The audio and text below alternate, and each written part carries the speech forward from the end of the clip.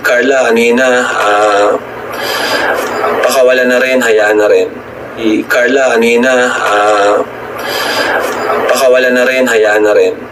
Hala, seryoso, Carla papakawalan na rin. Mga apektado sa pagbabago sa 2025, ano-anong mga posibleng mga adjustment.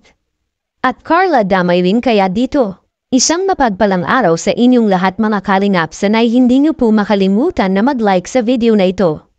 At paunawa tapusin muna ang kabuuhan ng video na ito mga kalingap at para malaman ang nilalaman nito.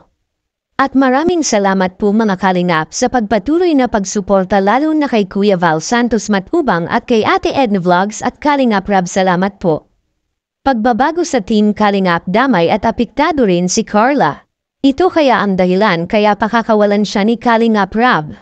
Pero bago yun ay pag-usapan muna natin mga kalingap ang mga ilang posible talagang mangyayari sa mga love teams ni Kalingap Rab. At naipagsabi naman natin mga kalingap sa nakaraang upload po natin na kung ang mga beneficiary ni Kalingap Rab ay papasok ito sa pagbo-boyfriend ay maaring sila ay bihira na lang mablog or minsan na lang sila makikita natin sa mga vlog ni Kalingap Rab dahil sa mas pinili nila ang pagbo-boyfriend. Which is tama naman po mga kalingap dahil ang mga beneficiary ni Kalingap Rab nararapat lang at karapatan ni Kalingap Rab na pagbawalan muna at para hindi masasayang ang mga nagagastos sa kanilang pag-aaral at kung sila ay hindi magjojowa ay talagang tiyak na tiyak sila ay makapag-focus sila sa kanilang mga pag-aaral. Dahil kahit si Kalingap Rab ay siya man nakapagsabi na kung sila ay mag-boyfriend na ay ititigil na rin niya ang pagbablog sa tambalan nila at hayaan na muna sila para sa kanilang privacy. Tama naman po ang desisyon ni Kalingap Rab at mas malaking pabor na po ang ganito mga kalingap para sa mga beneficiary ni Kalingap Rab dahil silang lahat kung mag-focus lang talaga sila sa pag-aaral nila tiyak makapagtapos talaga sila sa kung ano ang pangarap nila sa buhay. Hindi sa hinihigpitan ng mga Kalingap Angels mga kalingap. At nasa kanila pa rin nakasalalay ang lahat ng mga desisyon nila. Ang mga ganitong payo ni Kalingap Rab ay para rin lang naman ito sa kanila at para sa ikabubuti nila mga kalingap. Wala rin namang masama kung gusto talaga nila na magkajowa, ngunit asahan natin na minsan na lang rin sila makita sa serye dahil ang purpose po ng serye ni Kalingap Rab sa mga love teams ay pampa-good vibes lang po ito sa lahat at nasa kanila pa rin po kung ano talaga ang gusto nila sa buhay. At sa kabilang dako naman mga kalingap, Carla apektado rin ba sa pagbabago ng Team Kalingap? At seryoso na ba ito? Papakawalan na rin kaya si Carla? Yan ang ating makikita sa video.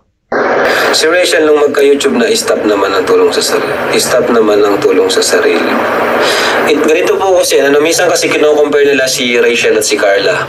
Ganito po ang nangyari niyan. Si Rachel po, gumawa po siya ng channel ng wala po yung wala yung kumbaga ay ano bang term doon?